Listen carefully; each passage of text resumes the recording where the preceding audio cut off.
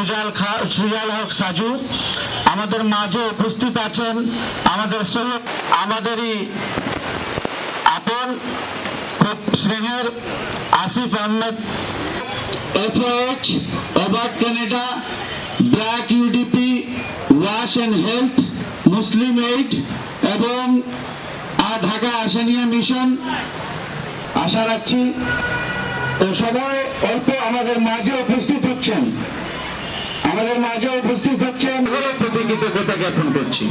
যারা আসছেন তাদের প্রতি ধন্যবাদ জানাচ্ছি। আমরা একটি মিলন মেলায় পরিণত করি। তো সময় নির্বাচিত সাধারণ সম্পাদক 7 নম্বর ওয়ার্ড কাউন্সিলর জনাব শাহিন আক্তার শাহিন ভাই, আরো উপস্থিত। বক্তব্যের কিছু নেই। আমরা সৈয়দপুরে এখানে বিভিন্ন ভাষাভাষীর লোক বসবাস করি। সৈয়দপুর শহর অন্যান্য শহর থেকে একটি ব্যতিক্রম ধর্মী লোকজনের বসবাস রয়েছে। সৈয়দপুর একটি রেল কেন্দ্রিক শহর, রেলওয়ে শহর হিসাবে পরিচিত, ব্যবসায়িক শহর হিসাবে পরিচিত। একটি বৃহৎ অংশ এই সৈয়দপুর শহরে বসবাস করছে। যে সমস্ত এনজিও বৃন্দ রয়েছে পৌরসভার মাধ্যমে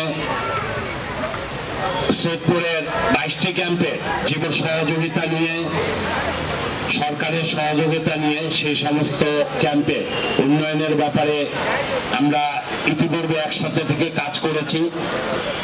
ইনশাআল্লাহ বাংলাদেশ গ্রুপ অফ ইন্ডাস্ট্রিজের ডিরেক্টর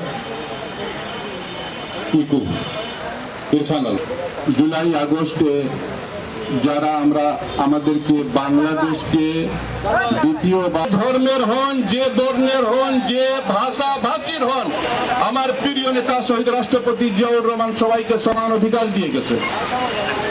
বাংলাদেশি জাতীয়তাবাদ,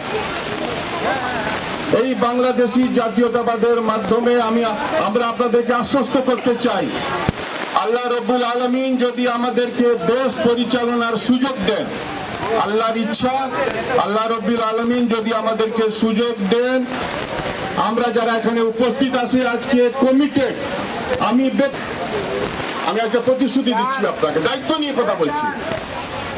আজকে অহংকারের সঙ্গে বলতে চাই, গর্বের সঙ্গে বলতে চাই, একসময় বলা হতো ক্যাম্পে যারা বসবাস করে তারা ব্যাকওয়ার্ড, তারা পিছিয়ে পড়া, তারা সমাজে মেশার যোগ্যতা রাখে না, সমাজে মিশতে পারে কিনা তার প্রকৃত উদাহরণ ক্যাম্পে বসবাস করে আজকে আসিফের মতো ছেলে জুডিশিয়াল ম্যাজিস্ট্রেট হয়েছে। আমার অনেক বোন আজকে ডাক্তার হয়েছে, অনেক ভাই আজকে ইঞ্জিনিয়ার হয়েছে। তাই আপনাদেরকে বলবো, আমরা মূল স্রোতের সঙ্গে থেকে বাংলাদেশি জাতীয়তাবাদের উপর থেকে ইনশাআল্লাহ আমরা সৈয়দপুরের উন্নয়ন করব। সৈয়দপুরে কোনো ভেদাভেদ ইনশাআল্লাহ আমরা রাখবো না। যারা বসবাস করেন সৈয়দপুরে সম্মিলিতভাবে আমরা সৈয়দপুরের উন্নয়ন করব। এই উদ্যোক্ত আহ্বান রেখে সবাইকে পবিত্র রমজান মোবারকের এই মাসে, পবিত্র মাসে, সংযমের মাস, রহমতের মাস, বরকতের মাস, নাজাতের মাস, মাগফিরাতের মাস, এই মাসে আমরা সবাই দোয়া। এলাকাবাসী, আসসালামু আলাইকুম ওয়া রাহমাতুল্লাহি ওয়া বারাকাতুহু। আমরা সবাই রোজাদার। আল্লাহ রাব্বুল আলামিন বলছেন যে তোমরা রোজা রাখবে কি জন্য? আল্লাহ ভীতি যেন তোমাদের মধ্যে সৃষ্টি হয়, সেজন্য রোজা রাখবে। তাই না? কেন আমাদের ভিতরে আল্লাহ ভীতি আছে। এই তাকওয়াটা যদি আমাদের অন্যান্য ক্ষেত্রেও যদি সম্প্রসারিত হয়, তাহলে রোজার আসল উদ্দেশ্য কিন্তু সফল হবে। আমরা দেখি রমজান মাসে নামাজের সংখ্যা বেড়ে যায় তাকওয়ার কারণে, অথচ